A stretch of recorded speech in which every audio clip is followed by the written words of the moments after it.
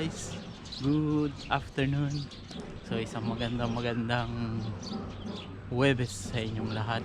So nandito ako ngayon sa workplace ko. So gusto ko sa inyo i-share yung breeding station ng mga black pig o yung mga Berkshire. So yun guys, so welcome po again sa aming channel.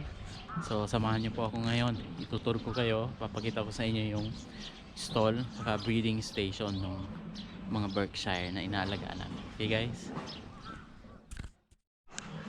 so yun guys, welcome back. So nandito ako na ngayon sa loob ng tawag dito ng breeding area. Okay, papakita ko sa inyo itong stall saka yung breeding area doon sa dulo, nalalagyan ng mga dumalaga at yung mga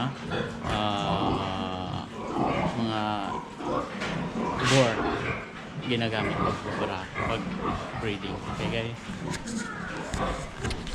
so ito yung guys yung mga Berkshire na baboy. Yan sila lahat.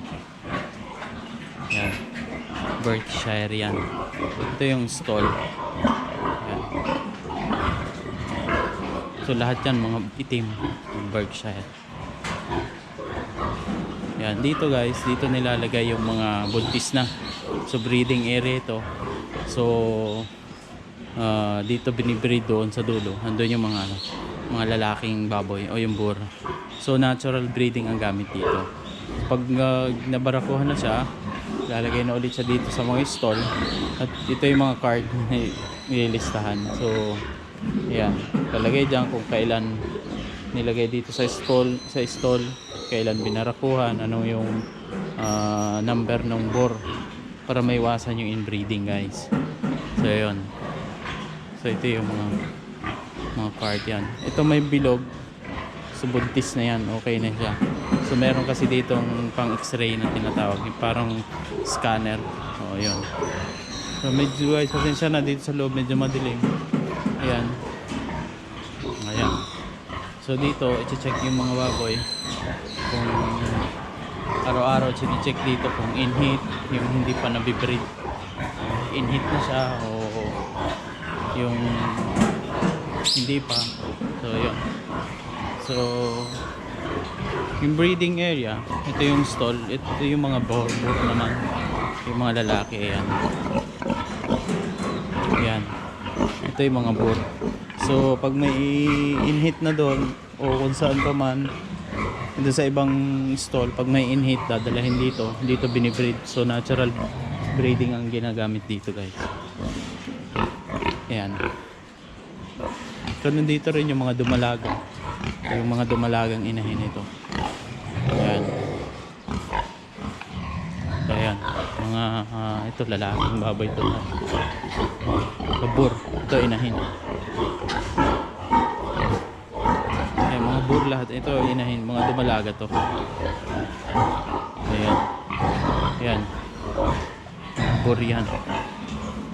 O yan yung ginagamit pag breed dito sa mga inahin dito na Berkshire. So baka matanong nyo guys kung itong mga inahin na to ay hindi siya magkakapamilya. So mahirap kasi mag-breed nitong mga inahin dito kasi tawag dito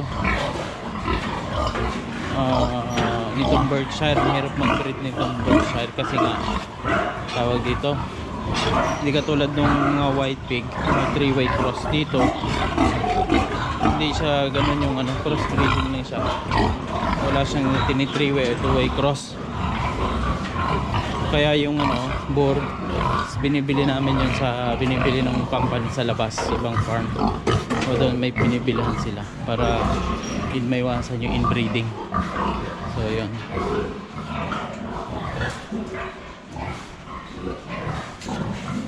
so yun guys, so nakita nyo yung inikot natin. Ito lang yung part nung stall, yung breeding station. Meron pang ibang stall, so siguro dito nasa 100 heads or sa 100 heads yun nandito ng mga Berkshire.